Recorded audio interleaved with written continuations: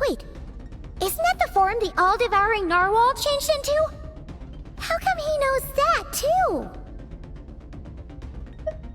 Really?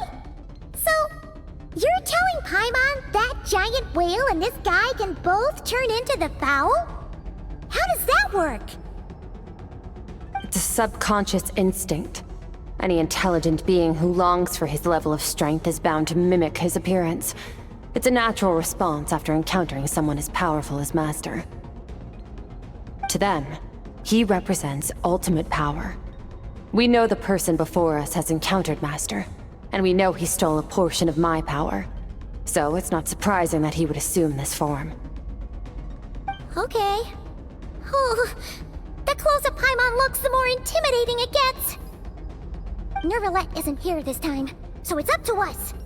He won't have the nerve to steal again after we're done with him. Let's teach this guy a lesson.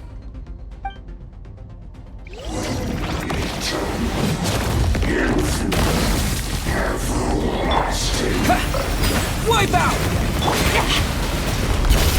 Into the void! Annihilate! Haven't forgotten your training, I hope.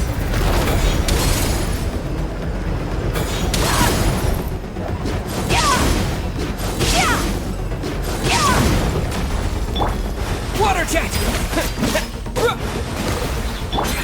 Surge! Power!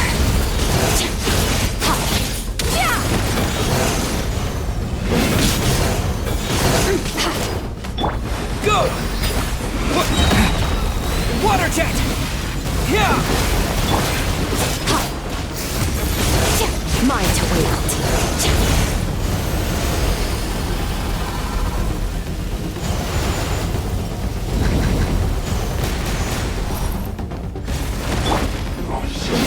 Go!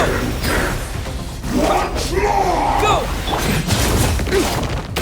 Annihilate. Mine to wield.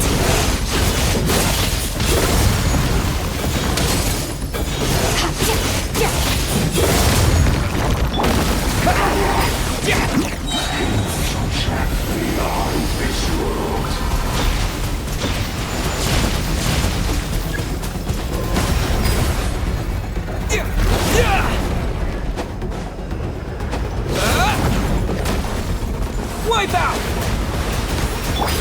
Extinguish power.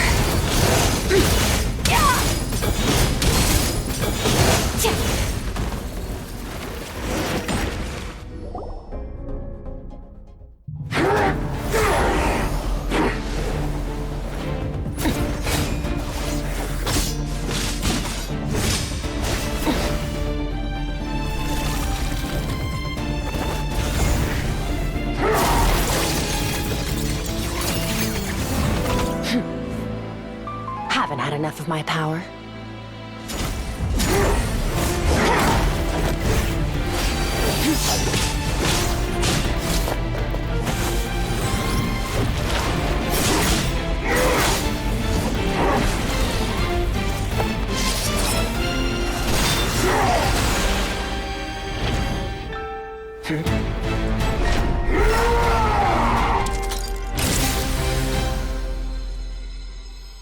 Well then, let's see how much more of this power you can handle.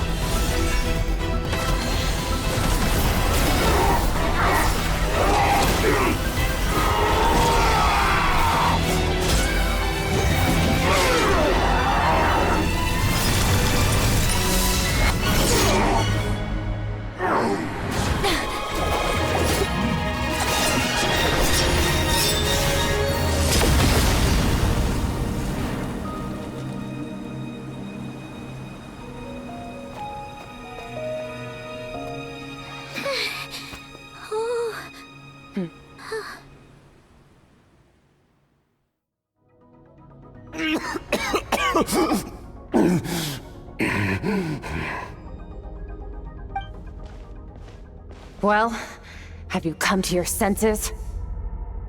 You saw that my body was at its limit. So, you deliberately channeled your power into me, knowing that it would destroy my shell from within. Such power, such keen battle instincts. So you must be... Skirk, Sertologi's disciple. How long has it been? How long has he been away from Tevat? Hundreds of years. Hundreds? Sorry, it's a lot to take in. I should introduce myself. I am Skafnungar, a friend of your master and one of his followers. This is the first time I've heard your name, Skirk. But hundreds of years ago, I knew you existed. And I knew you would come here. Hundreds of years ago? Sounds like you and Master have quite the history. Care to tell us about it? Of course. Might as well take advantage of a clear head while I can. The story starts a long, long time ago. I was born into a noble family in Conria. As the eldest son, I was set to inherit our title. But I contracted an incurable illness as a child, and everyone gave up on me. I trained the sword harder than anyone else, defeated all of my peers. But it was all in vain.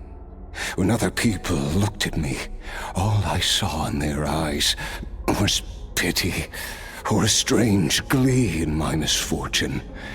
Even my parents were just waiting for me to die.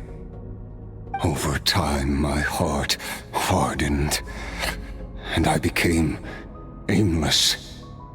That was the point where I met your master, Sertologi. We were similar in age, but different in background. He was born in prison, the son of criminals who had been sentenced to death.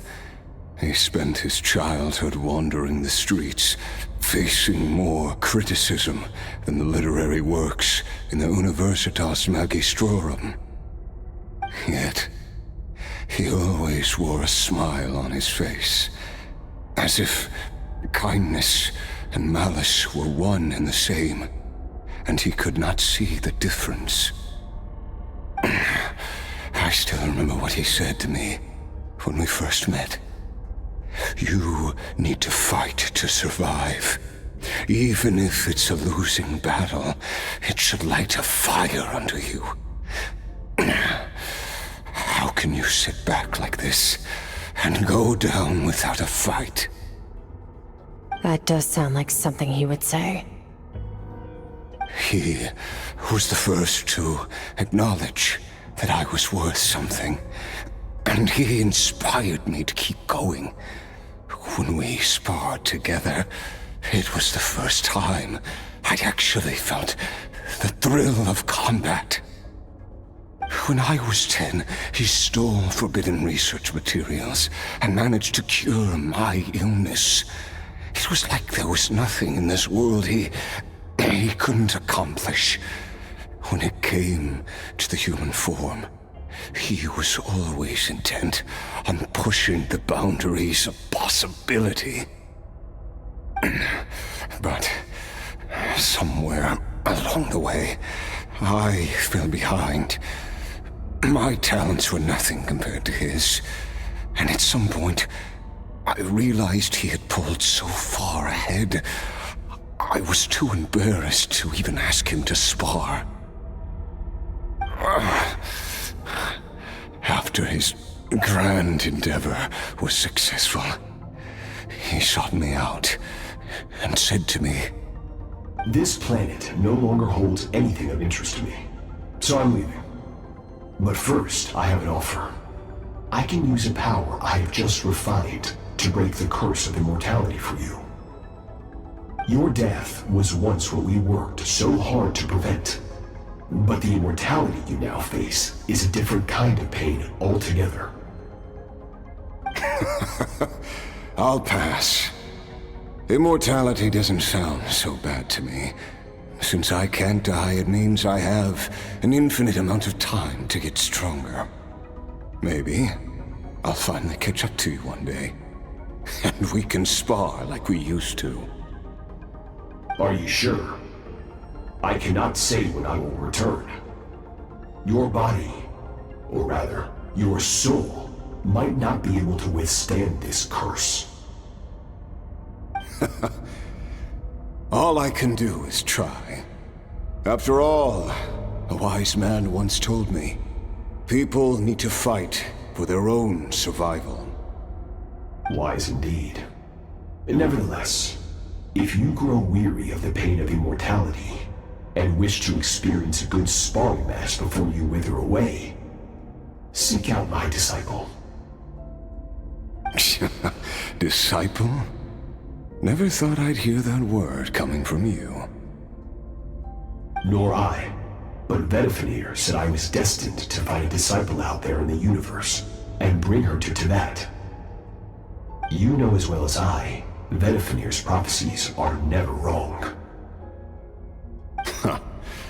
Well, now I'm curious about who this disciple of yours will be. All Vedifenir said was that one day, the stars shall bow in her honor. Sounds pretty impressive. Of course. Only the most outstanding people would have the right to become my disciple. Still self-assured as ever, I see. But you're not wrong. I'll be leaving then. Oh, and if you are serious about getting stronger, I left you a little gift in the primordial sea. As I've said before, walk whatever path you want. Freedom means even the wicked get to make their own choices.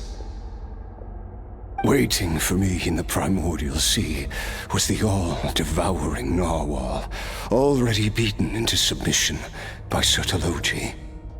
In its weakened state, I was able to cut off part of its flesh and sew it into my own heart. Your heart? That sounds like torture! How did you even survive that? Because, of course, I bear the curse of immortality.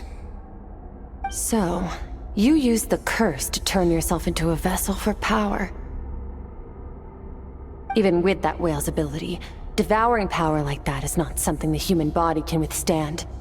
With your body and soul constantly at the breaking point, it was the curse of immortality that sustained you. But that is not the path to strength.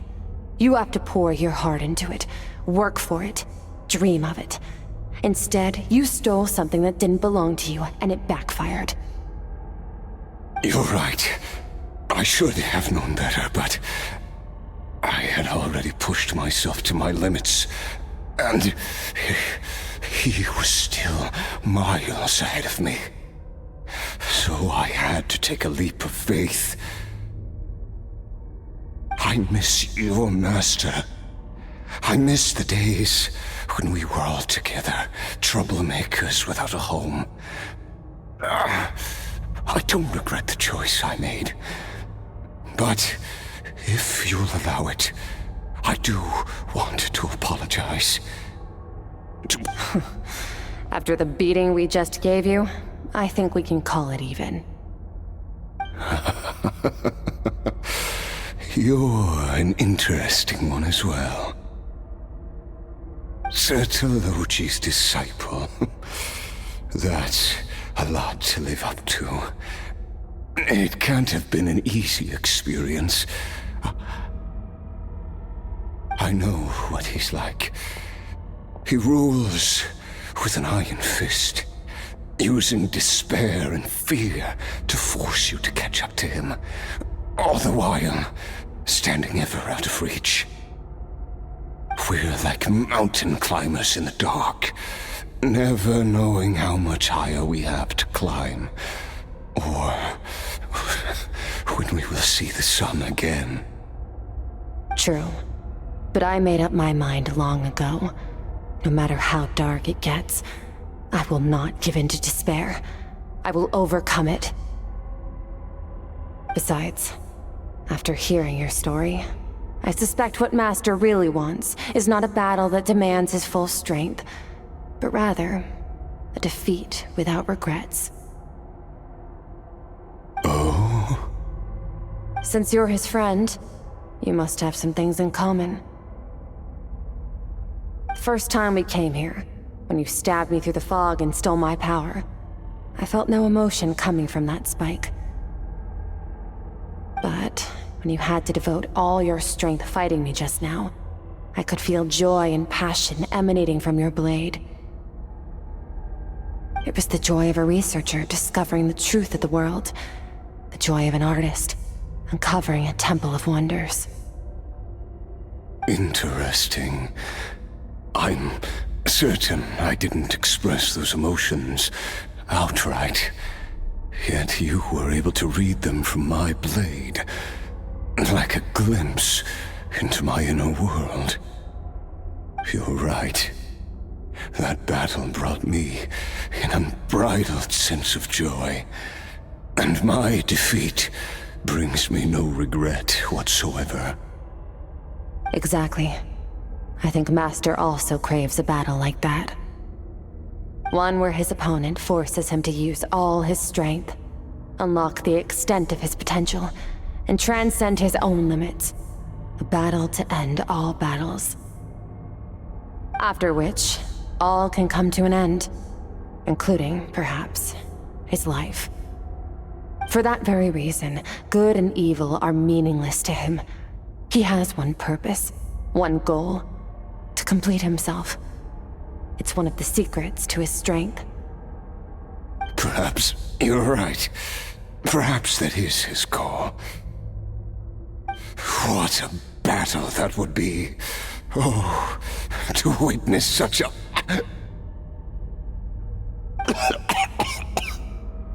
Are you okay? Too many different kinds of power are surging through my body. The curse of immortality allows it all to coexist, but it does not remove the pain. I won't be able to hold on to my sanity for much longer. What a shame. I would have loved to witness that battle. Sir Telogi once offered to free me from this curse. Now, I must ask that of you, Skirk. Can you release me from the pain? I can, but not through death, if that's what you were hoping for. It's not a suitable punishment for your crime. As an alternative, I can take your consciousness, along with all the power you've consumed, and smash it to pieces. The impurities will dissipate, and under the curse of immortality, your mind and body will regenerate. When that process is complete, you will be back to who you were before, no longer tortured by powers you can't control. But it will be a time-consuming and painful process. The decision is yours to make. I accept. And who knows? Perhaps I'll wake up in time to witness your great battle with Sir Telogi. I have faith that you'll be able to stand against him one day. Though I know it'll be a long and arduous road.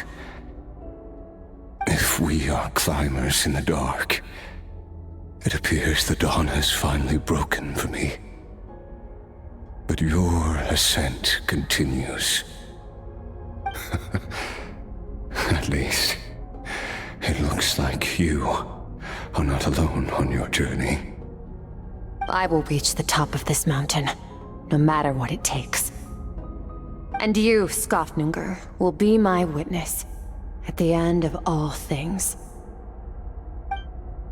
That's finally over. Let's get out of here. Huh. At least we don't have to make a mad dash for the exit like last time.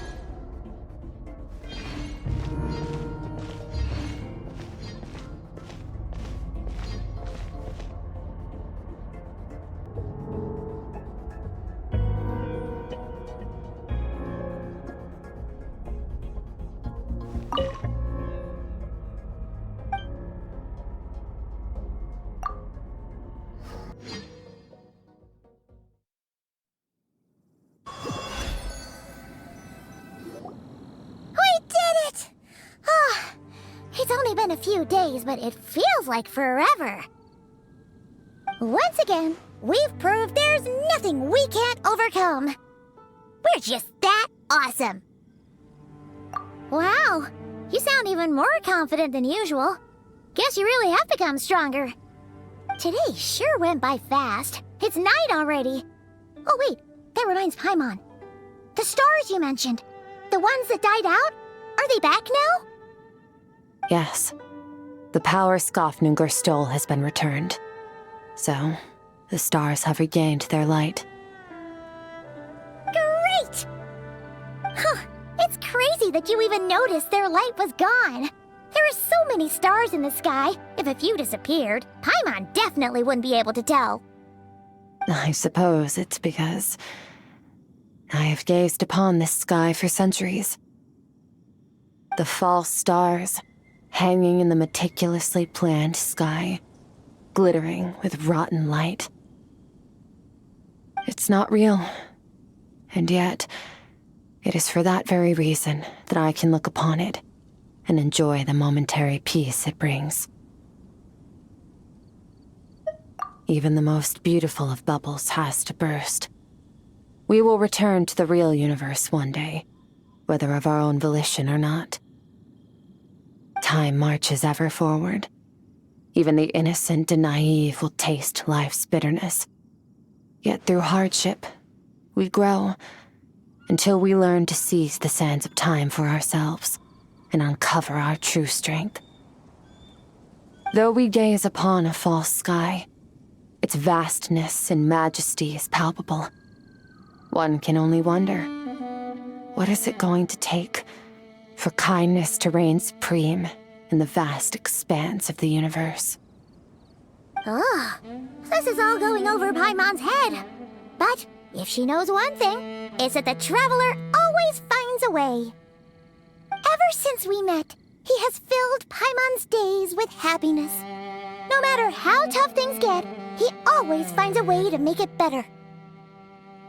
If it's too big a job for one person, then we'll do it with two. And if two's still not enough, then three. We've met so many amazing friends and accomplished so many amazing things. As long as we don't give up, we can make any wish come true. I suppose when it comes to you, anything is possible. Well, I should be going. Now that my power is no longer isolated from my emotions, I need more practice to get used to it. I suppose fate will decide. Maybe we'll bump into each other on the street. Or maybe we'll reunite on a different planet entirely. Regardless, reunions and partings are but passing moments. More than anything, I hope that at the end of this journey, wherever it takes us, we stand in a world reborn.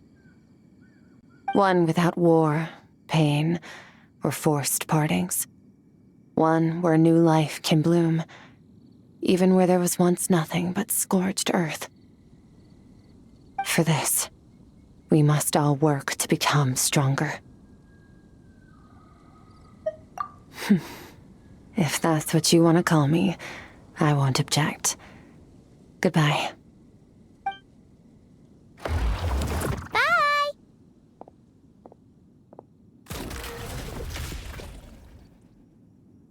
Is it just Paimon Paimon? Or is she being nicer than before? We definitely count as friends after all that, don't you think? Hey, what do you think about camping here tonight? There's nothing quite like sleeping under the stars. Come tomorrow, we can continue our journey. Oh, and since Paimon treated you to that super nice meal at Wanmin Restaurant, it's about time you returned the favor.